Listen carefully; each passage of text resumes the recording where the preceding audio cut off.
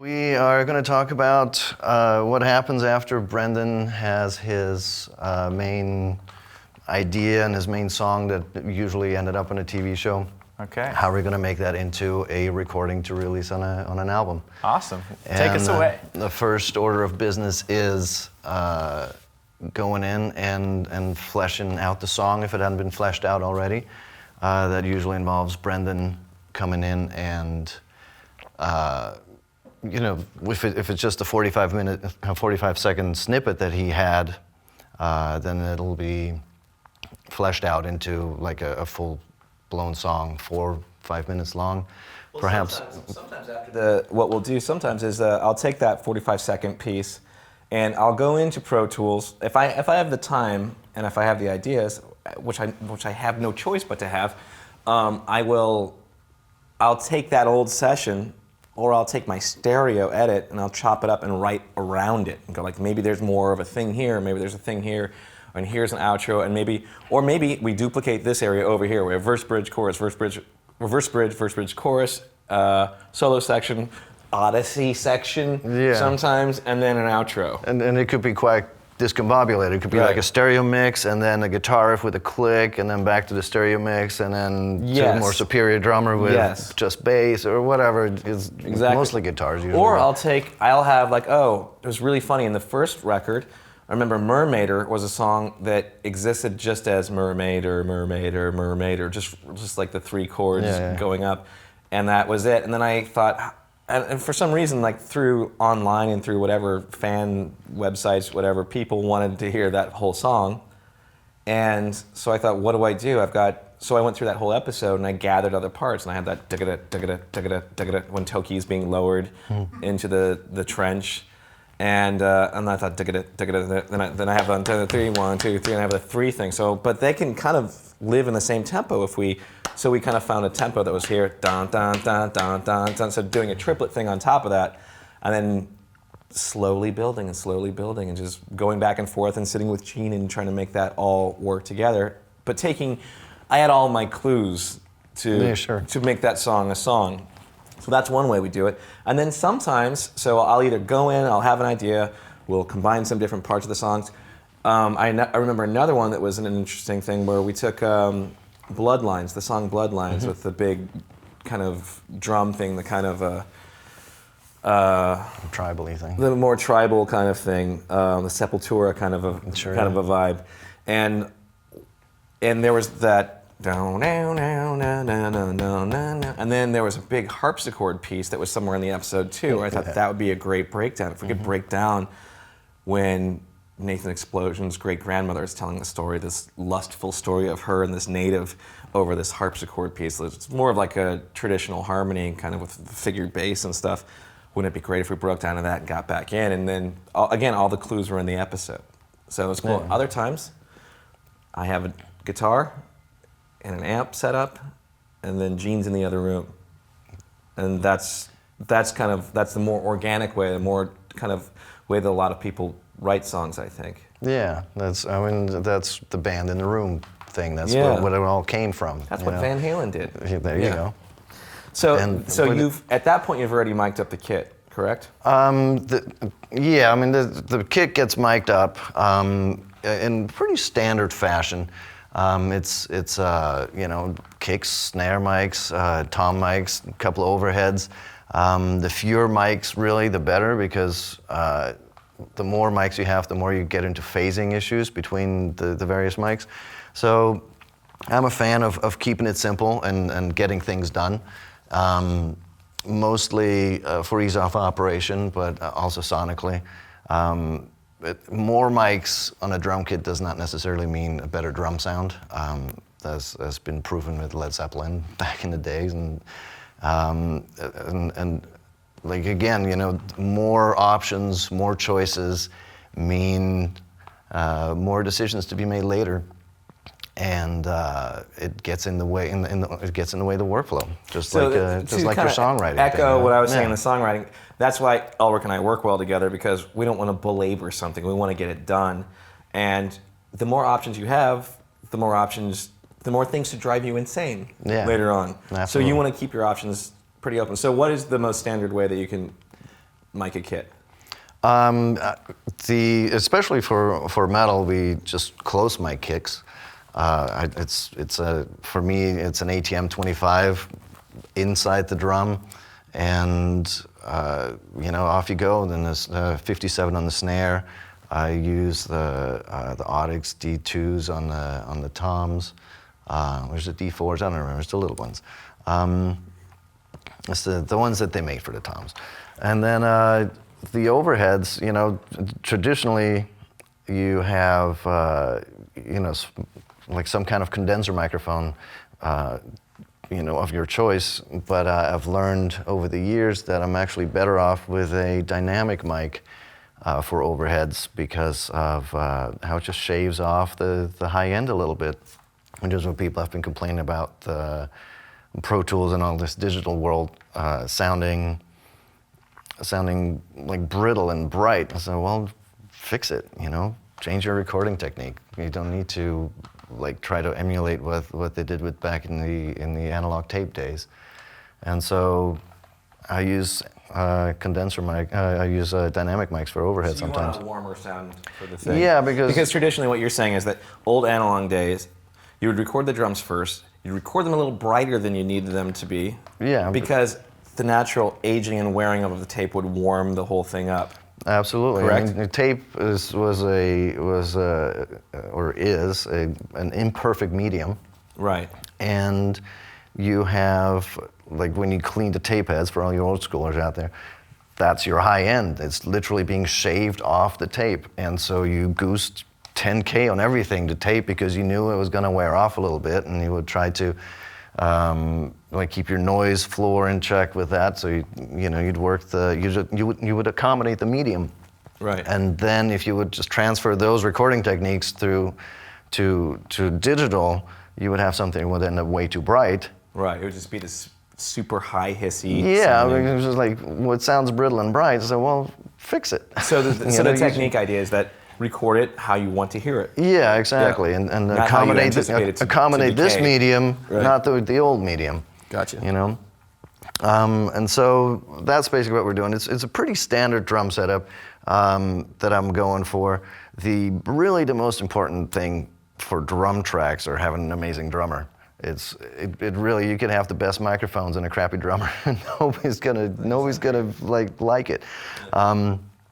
And so the important thing is to tune the drums right, have new heads, and have a guy who knows how to make the drums sing, make them sound good. And it's in the wrist. It's how you hit the drums, how you play your instrument. To jump back one step, this is the recording philosophy that I think you and I both agree on, that I think is probably the first thing we should have said, is the ultimate recording technique you can have is write a cool song and try to play it well. There you go. That's the whole thing. Ultimately, try to grab it, try to record it. Have something Make exciting. sure your mics aren't backwards. That helps. That's important. Yeah. But write a cool song. Which can happen. I know. That's why I say that, because I'm not good at this. But write a cool song and try to play it well is the most important recording philosophy you can have. Absolutely. Because you can record a great song inside of a garbage can, and people will love it. And it'll still be a great song. It'll still be a great song. And you can have an awful song, and the best of recording techniques is not going to fix anything. Yeah, limply played by terrible musicians is not going to sound very good. But even a great song limply played by terrible musicians will sound great, as long as the song is still good. Even if the tempo is going everywhere. As long as the song has to is be good. Yeah. As long as it speaks to the audience. So here we are. You've set up the drums. We've set up the drums, and you and Gene have talked about parts, and he's learning the song. He usually gets at least portions of them via email to wrap his head around early on. Not always, but whenever he can. Right. And so he has ideas when he walks in, and you guys are talking about parts and fleshing them out. And it's time to practice this thing. What I get from you, especially in this last album that we did, the Doomstar Requiem, was actually a fully arranged piece with everything in place, and there was no deviating from it at all, because the tempo was set, the length was set, everything was set, short of 2 or 3 minor edits. Correct. But we it was- were glued to a timeline because that was what we were animating to for a 1 hour long special. So I had to do an entire full hour demo just by myself, sitting in a room and recording and telling the story and doing all that stuff and singing all the parts and playing all the guitars and doing all the keyboards and stuff and arranging all the first take of arrangement of horns and all that stuff and all the big brass that we would later record a 50-piece orchestra for. And then this song is the one song that did not exist in the rock opera, but was a derivative piece, which I knew I wanted a single. I wanted a real Death Clock single out of this whole rock opera, where the characters are actually singing. Everyone from the CFO to Pickles to whoever. Abigail.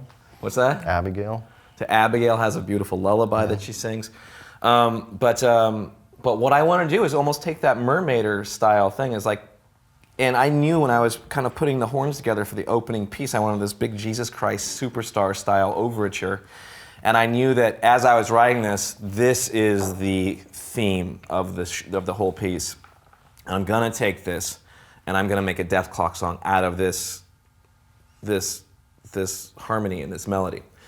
And that was where I started pulling out pieces from there and kind of putting them into this session and then starting to kind of arrange that after I'd finished the other piece. So how can I grab parts of the actual rock opera and put them in here and have you remember all your, basically the idea is, in a perfect world, you'd listen and watch the whole rock opera, and then you'd hear this song that reminds you of everything that just happened. It's almost like a flash forward of the whole thing. It's just a really cool memory. Or a trailer, a musical trailer. Yeah, kind of a musical for the trailer. rock opera. But we would have also, at this point, we would have the 50-piece orchestra. We would have everything. We would have the guitars. We'd have the 50-piece orchestra. We'd have Nathan Explosion. And then we'd have the melody idea from whoever is singing it. It's all me, but it's Pickles in this case singing the verses.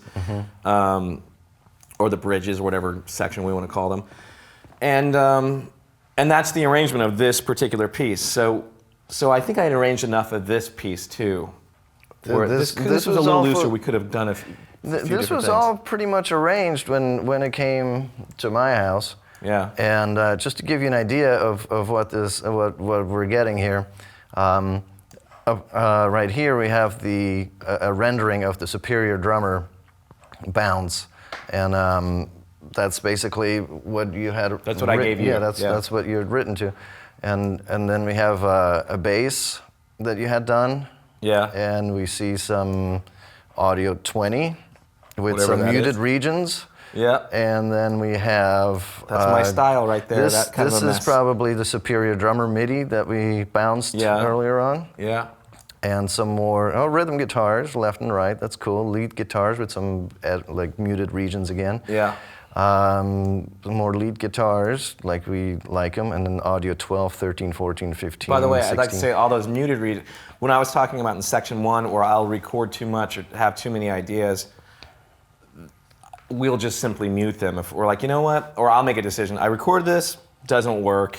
I don't like it. I don't care it. I don't think the song needs it to exist, and I'll mute them all out. But you don't hate it enough to throw it out. But I'm completely. too scared to throw it away because exactly. So I want them there that's somewhere totally in the fine. timeline. Yeah. And so we have some more audio. Oh, you all the way see up to that 20. shape a lot. See that? Those fades? Yeah. I'll do those that. Those are probably guitar harmonies. One with their audio 4 harmonies. And They're audio 5 4, harmonies, whatever yeah. that is. So yeah. So we're guessing it's guitars because we don't have a lot of vocals on They here yet. could be vocals. I think I did some background vocals on this. I wanted this to be a little bit more vocally melodic. It's entirely possible. Yeah. But as you can see, this is our song, but there's a whole slew of other stuff tacked on back here that we absolutely don't need anymore. And so right.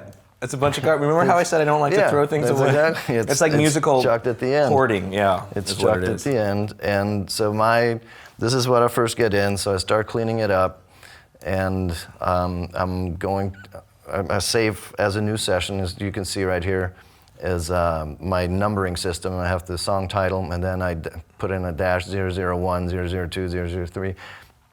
It just lets me know which one is the most current number. It's the one at the bottom. It's the highest number. It's always that. So you get the idea. Very organized, very disorganized. Very file management oriented. But you're very smart file management. Me, well, you got to get things done in one way. I got to get things done in another way. But he's managed to read my encryptions and find a way to make all that stuff make sense. But go ahead. Yeah, and so I can tag on a little note at the end of the file name of 002. Here's Gene. I'm ready for Gene. Here are our drum tracks, our drum channels. As you can see, we have the main kick and the alternate kick, and the snare, the rack tom, another rack tom, floor toms, overhead left, overhead right, overhead center. I opted for an extra overhead mic on this one, a hi-hat. He's got a closed hi-hat on this one. Yeah, I think he started putting an extra hi-hat on his kit. Probably because of you. I don't know if it was. I made him put a cowbell on his kit, which he'd never done, but that's on Galacticon. Yeah. But he makes use of it too in a way that you never heard a metal drummer make use of it. It was really cool.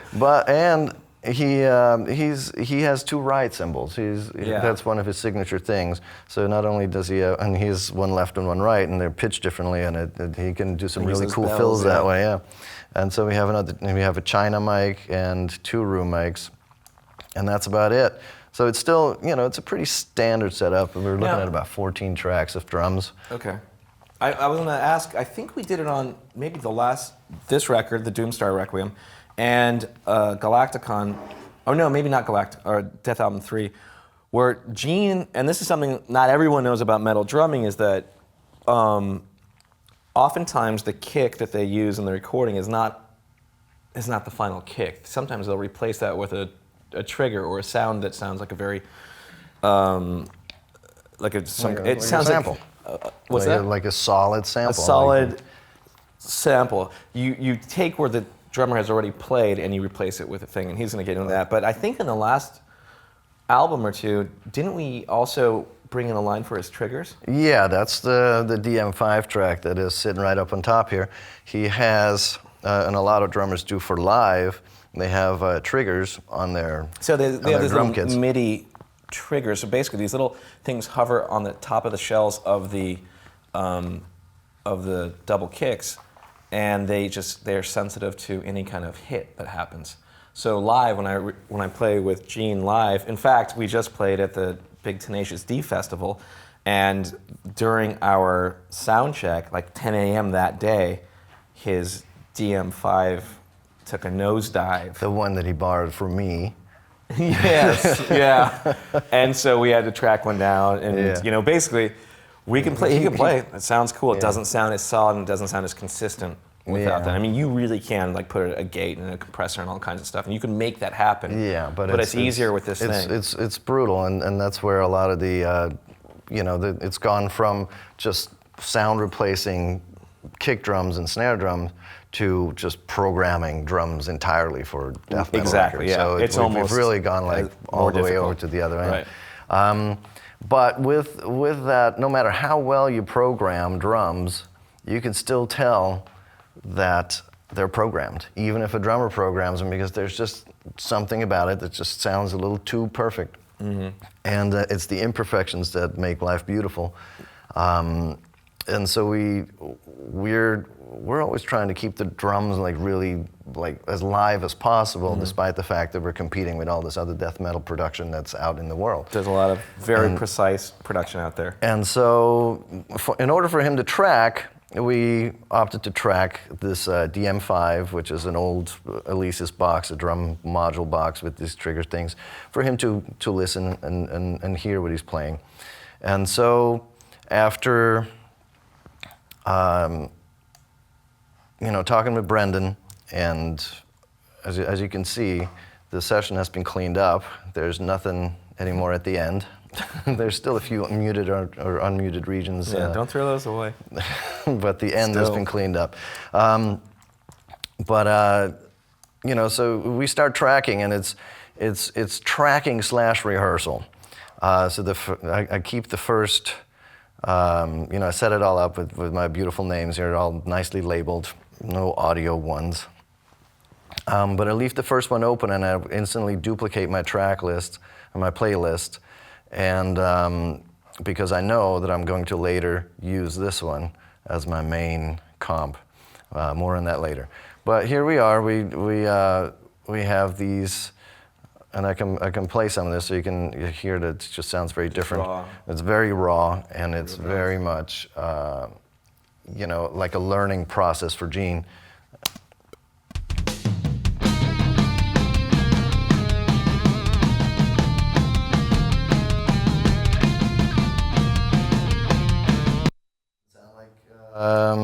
Program drums, and that's the whole point. So we go in and we do, as you can see, it's about 11 takes here of drums, and they keep getting progressively better because Gene is learning the song. He's putting in his fills that he's like hearing, that like this fleshing out his parts as being a musician and a drummer. Yeah. And you can see that here we punched in. He's made it up to whatever location 10. And so we punched in, and we work our way through the song, learning, improving, until we have our 11 takes. This one, apparently, probably what happened is we started in the beginning, but this was a duplicate thing, and we cleaned it up so it wouldn't get confused later. Also, one different thing about the recording of this session is that I think I had recorded all my guitars already because I didn't have time to go in and do. I had to do it all earlier, so. Sure. Normally, you would record all the drums first, and then I would play to the drums. If there's a little bit of a nudge or a thing that happens, or he has a cool fill that I need to grab, like he'll do a fill sometimes, and I go, ooh, Ulrich and I will sit and go, what can I do over that would accentuate that fill that makes us play together like a band, because we're not recording like live like Van Halen would or something. So, in this case, everything was recorded, all the guitars, I had to get my job done long before, so I'm there just listening in the room, just making sure that everyone's on board with the same idea. And we've already recorded the guitars, so he has to play to my guitars, pretty much, which is very rare. It doesn't happen that often. It's very rare, but it's liberating for him because he already knows what the music's going to be. Yeah, it's already plotted out. So he can actually be musical with his fills, as opposed to just kind of guess what would be cool. Right. And you working around him. He was able to work around you. Yeah. So now that we have 11 takes, we've listened, we've examined, we think we got what we need to assemble this thing. So it's time to comp drums together, which means that we're just picking the best parts for each section that we have and compile them into a new master playlist. So the way I do it is, again, I have all these grouped together, all my drum tracks, and when I change playlists, they all follow each other. And so I will select, let's say, this first bit, and I use my general Command Command C for copy. Go over to this other playlist. That's the actual comp. But to a new blank playlist and paste that in. Very simple. So basically what you're doing is, since you have all those different playlists, you have one extra blank one, and you're just selecting each part that works the best. Exactly. And you're comping all on a new playlist. And that could you be... can all see in front of you. I haven't done that yet. That's a really good way to do it. You actually just get a new track going every time, or you I'll just get a new go track, right over it. Or I'll just go, you know what? I'll go until I've got it. Yeah. That's the other way of doing it. Yeah. And again, so like this could be an entire section or an entire first half of a song, or it could just be the tiniest. Yeah. For example, you may like that fill. second section from track 5 better than track 6, and there's exactly. So for the third section, you can go from what track? The point is not to do it blindly like I'm doing it right now. You listen to each part. You actually listen to it, but you could just go like, actually just like these two hits, much better off at take 5 than I did off whatever the previous one was, at take 4. So just put that right in there, and that's how you end up compiling the whole thing, and that's basically what you're looking at right here with my comp track. You can see there's several edits. It's pretty like we have large sections that we like. You know, there's this first bit, and then I guess we like this that tom fill, and we Right. you know we go in and we sometimes we have to maybe duplicate a couple of sections if we need to, or you know, just whatever you have to make it work to comp this thing together. Yeah. But The then, idea is to keep the musicality and the kind of live feel. yeah, exactly. Like this is what a drummer would be playing. This is like the perfect rendition of the song as far as Gene is concerned. Yeah.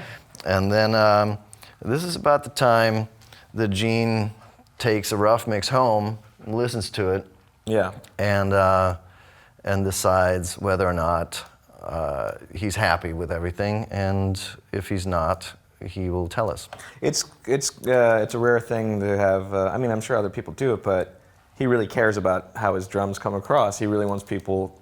He wants to have the best version of his drums on the record. So he can sometimes, since he's a drummer and he's very particular about what he does, he will notice a few things that maybe we thought was okay, or I'm not as nitpicky with drums, but he'll notice a couple things. Like, for example, Yeah, it'll be like a bell hit or something like that. Yeah, you know, they'll get fussy on you sometimes. Yeah. You know, like I'm not playing the bell on the ride the way I wanted it to, or like, Yeah. you know, I'm doing it on a different ride than I maybe should be. Or on I the hear other one. that's like a snare hit or something like that. Yeah, like I like the upbeat. I'm missing a snare hit that we should put in there, or whatever. Right. I mean, he gets very.